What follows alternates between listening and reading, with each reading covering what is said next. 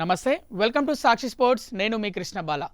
IPL 2026లో Telugu రాష్ట్రాల నుంచి కొంతమంది ప్లేయర్లు బరిలోకి నిలిచారు. అయితే వీరిలో ఇప్పటికే తిలక్ వర్మ, నితీష్ కుమార్ రెడ్డి అద్భుతంగా ఆడుతూ పేరు తెచ్చుకున్నారు. ఈ లిస్టులో ఈ ఏడాది మరికొంతమంది ప్లేయర్లు నిలిచారు. వారిలో ముఖ్యంగా సత్యనారాయణ రాజు ముందు వరుసలో ఉంటాడు.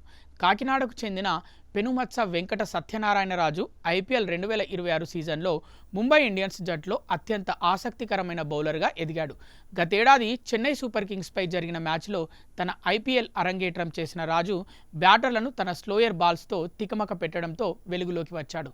ముంబై ఇండియన్స్ ఇతనిని 30 లక్షల రూపాయలకు దక్కించుకోగా బూమ్రా వంటి దిగ్గజాల నీడలో ఇతను రాటుదేలుతున్నాడు.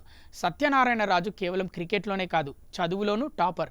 ఎంబీఏ పూర్తి చేసిన ఈ యువకుడు తన క్రికెట్ కలను మాత్రం వదలలేదు. ఆంధ్ర ప్రీమియర్ లీగ్లో భీమవరం బుల్స్ తరఫున అద్భుతంగా రాణించి సెలెక్టర్ల దృష్టిని ఆకర్షించాడు. ముఖ్యంగా Rajasthan Royals star batter Jos బట్లర్ను తన అత్యంత నెమ్మదైన బంతితో ఆశ్చర్యపరిచిన తీరు సోషల్ మీడియాలో వైరల్ అయింది.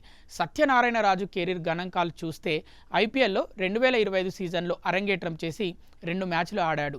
గుజరాత్ టైటాన్స్పై 40 పరుగులిచ్చి ఓ వికెట్ తీశాడు. విజయ్ హజారే ట్రోఫీలో 2025-2026 సీజన్లో హర్యానాపై 5, గుజరాత్పై 4 వికెట్లు తీసి సంచలనం సృష్టించాడు.